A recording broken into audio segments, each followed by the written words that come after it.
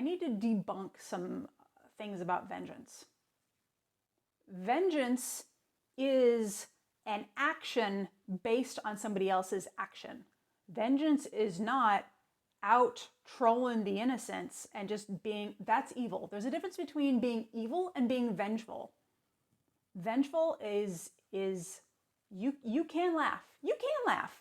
However, I will laugh last and I will laugh hardest. I have the ability to plan steps way ahead of a situation so that I, in any scenario, will be okay. Does that mean reading a bunch of legal journals? Yeah. Does that mean researching company policy more than necessary? Yeah. Oh, man, yes. Does that mean looking at that person that I'm in a relationship with and going, how are you planning to hurt me in the future? Not that you're actively planning, but what type of terrible would you bestow should you choose to bestow it? So I can lock down so that it's going to be okay when and if that happens. I'm only okay in my job now because I've successfully sort of peed a circle around the entire complex. It was very, very difficult when I got there, but I am very good at my job. I am very good at my job, and the people who got in my way no longer work there. I did an episode on my channel a while ago about a workplace enemy. I have had like 6 people fired now. I didn't think that it would go that far, that would be the final outcome to my actions. But they have chosen me over managers. They have chosen me over people who've been there a lot longer. I have been through 4 assistants. Not that I thought firing was where this was going to go, but man, I was selected. And I did not get to be still there despite all these people who wanted to shut me down, by writing it out and being nice and kill them with kindness. I'll kill them in other ways. I will kill them in more effective manners. And it really did boil down to knowing the job better than anybody else, including upper management. I know how my company works on a corporate level. So in the 2 times that I've had upper management speak to me, I'm like, look, here is the corporation policy. There it is. And if you're telling me that I'm somehow not operating in these parameters, I can go. And they're like, whoa, we don't want that. Well, then I cannot work in this environment. So this is what I need to succeed. And you can decide whether or not that's worth it to you. Hey, I have my savings. I have my savings, and you better have your savings. So that I can be like, sorry that this didn't work out. And you have to be able to play that hardball. We'll just use careers as an example. You have to be able to play that hardball. I say, then I walk. Then I walk. Because I'm not changing anything about how I do things. Absolutely not. The way that I do things is extremely efficient. I do the work of like 6 people. I don't behave like an hourly employee. I can. Is that what you'd like? Or would you like to give salary level effectiveness? And I think that's sort of stunning for managers, because they're always sort of have this stunned moment of silence where they all just kind of look at each other when I say, no, I'm actually, in fact, not going to change anything. And if you find this unreasonable, given policy and procedures, I am willing to leave. It's fine. And they go, but because they're used to people who come in and go, oh my God, I'm so sorry. I don't know what I'll do anything. I'll do, and I'm sorry, just please forgive me. No. There are certain things that I don't feel. I don't feel shame. I don't feel guilt, because all of my actions are very, very, very specific, thought out in advance, taken under consideration. I go, should I do this thing? Yes, no. And I act according to that logic. I am very, very high in awareness. You have to be high in awareness to sort of bowl through life, because I'm so high in awareness that my low agreeableness, I am fully aware of why I'm not agreeable, and I can back that up with facts. So I don't have to be agreeable. I don't have to be agreeable. I view that agreeability as kind of fibbing to myself. I'll just be agreeable. I'll be like, oh yes, I too enjoyed the thing. Yes, yes, I love doing these things. That's fantastic. It seems like a lie. Being agreeable, if it's something that I care about, yo, I can talk for 17 hours. I can bond on whatever. But if it's something I don't care about, I'm not going to care about it. I'm not going to care about it depending on who it is that's telling me, depending on whether or not what environment I'm in. If I don't care about a thing, I'm not going to care about a thing. And I'm not going to agree to it. But I'm aware of why. And where that comes into play at work is I am aware of everything that goes on around me. I am aware of all the gossip. I am aware of all people's thoughts and feelings towards me. And I can judge, does this actually impact me? Does it matter? There were a lot of people who didn't like me when I started working at my job because I made them look bad. To be perfectly honest, that's what it was. I made them look bad. I made them look lazy and ineffective, and they saw me as a threat. All of these people are gone. All of these people are gone. It's funny that there's like 60 employees at my work. Probably 15 of them are there from when I started 5 months ago.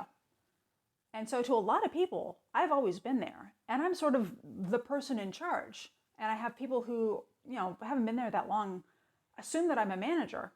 I'm like, no, I have this overbearing air of authority. I just do. And it's not how I dress, and it's not how I talk, and it's certainly not the name tag that I wear. But I give off the impression of like a full force baller. I am very present and a very large personality. It's gone from people hanging out on their free time in a different corner of the store. All of a sudden, everybody's hanging out in my section. All of a sudden, I'm popular. Me, the bitch from 5 months ago, I'm Miss Popular now. I think it just sort of set a precedent between going to work, putting your head down, slogging through your hours and leaving, and I show up and I'm like, ha, personality. Yeah, we're gonna like bang through this day together. Let's go. Oh, you don't, oh, you just want to be sour. Then see yourself out. What? Then go. Because I need to pour personality into this job in order to get through. I guess it's easy to just go to work. You just go to work and you do the things and you leave. And you don't really, so many people, including some of my managers, who don't understand how my company works. How it works from the higher up down. And I have to explain it to them. But I'm a good enough storyteller to put it in a way and people go, wow, like it's the way you say things. It's like super cool. I'm like, the way that I say things. I put a lot of effort into that. But it's all for a point. It's not to just be fun at work. It's part of a ploy because my work isn't that fun. It's part of, how do I get through this in a way that I am on top? And looking at, what do I need to do? What do I need?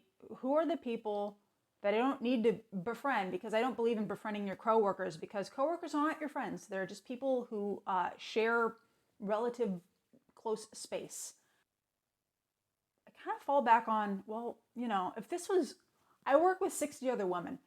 If this was just a company full of dudes, what would dudes do? People like a leader. They like a leader. They need somebody to lead them. This is why religion is such a thing. People need guidance. And if their management isn't providing guidance, and here me, some hire who's only been there for 5 months, is providing guidance of having people come up to me and like, how do I do the thing? Asking me questions about how does a company work? What do they want to do? Because I can word it better than a manager can. Because I can roll up my sleeves and be like, hey kid, all right, you ain't gonna like it, but here's the facts. And they go, oh my God, thank you. And those people are largely still around. And that puts me at odds. That puts me at odds with the people that I come in contact with, because I am, at the end of the day, an hourly employee. How I spend is drastically different from my coworkers, but I'm sort of known as the rich one. Why am I the rich one? I don't spend my income. Honestly, I'm used to being a teacher, and I get paid once a month and not in the summers. So I'm used to budgeting. And so now my work pays us every week. And everyone's just thrilled that now they get money to spend every week, and they don't have to wait to spend it until that next week. They can spend it now. And I looked at that policy when it started at the beginning of the year, and I went, oh man, this is what keeps people poor. This is what keeps people under the boot. I'm sick of being a financial weirdo because I have money and other people don't. What a weird problem to have. I would like to do rich people things with rich people. But I'm not rich enough to sort of flip into that category of like the yachters. I'm just an average person with finances. But I seem to be one of the few of just basic people with the ability to do what they wanted if they wanted to. And it's causing a divide where I can't relate. I can't relate to other people around me. Not because of the money in their account, but because of their mind frame. It feels, to look at some of my coworkers and some of my friends, they feel frantic to me. They seem panicked, and I am not panicked. And it stresses me out to imagine being in that kind of life. And may I preface is, I have been in some situations. I have been almost homeless. I have been left out to dry. I've had literally 2 ex-husbands tried to kill me. I've been in bad shape. I've been like about to live in women's shelters because I refuse to touch the money that I have. I refuse to blow through everything because I might almost be homeless. I might almost be, because in the end of that, I go, okay, well, I have to have this job that I don't want. Okay, well, I have to move. I have to live someplace else. I have to live in a place with a lower cost of living. I can't just keep doing things that don't make financial sense. I have to make a change. And I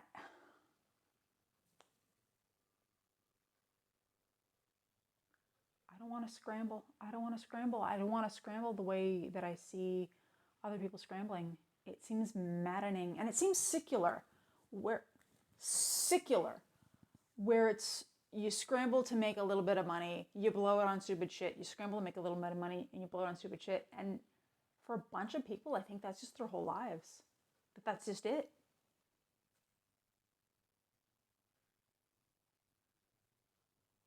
Is there like a secret sect of people who are financially responsible? Where are you? I need you, because it's really lonely out here. Because money and vengeance, they go hand in hand. Not for the reasons that you think. You'd have to have the ability what they say, when you pursue revenge, you dig two graves. Yeah, because you have to be prepared for it to backfire. And sometimes it has, and then taken a while to swing back so that I go, this was just the long game, where it felt like a loss in the moment, where I played the wrong hand. I had to leave a job. I had to leave a relationship. Oops, I played it wrong. And then later on, they fuck up harder. And I feel better about myself because, hey, at the end of the day, I did succeed. I did do better. But you need to have the financial backing to support the fact that you may be setting your life on fire. Vengeance isn't for people who are of low self-awareness and into instant gratification, because it's not going to work out. No. People assume that vengeance is malice. It's wishing harm, and I don't wish harm so much as I wish comeuppance. So much as I wish I need to be compensated for the things that have happened to me. And if it's not going to be through, morality or legality that's going to be on my side, I will pursue this myself. In all of the cases with my divorces and other lawsuits in my life, I have been the one telling my lawyer what I wanted. It was in fact me. It was me the whole time. And I played hardball. And you can't be scared. You can't be scared because they smell fear. Your enemy can smell fear, and then they get cocky, and then they'll try and match you. This is, you have to set the bar really high for vengeance. Really high, super high, astronomical, where you go, this goal may in fact be kind of stupid. Because you're not going to get to that goal. You're going to get somewhere. You're going to get somewhere in that direction. But you have to look insane. You have to look insane to your enemy. You have to make them think they're crazy. There's no way I'm going to win this. Their demands are outrageous. And they back down. And them backing down, just the act of them backing down is usually a win. That's usually success. Success. They faded away. They are now dead to me and don't exist because I don't care about the dead. Cool. Yay. Goodbye.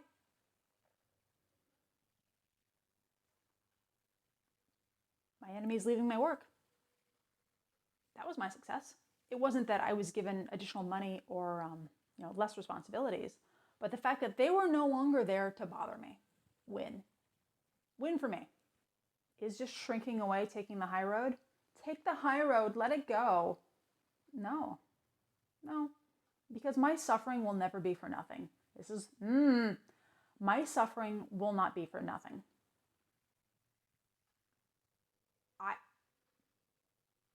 I will suffer.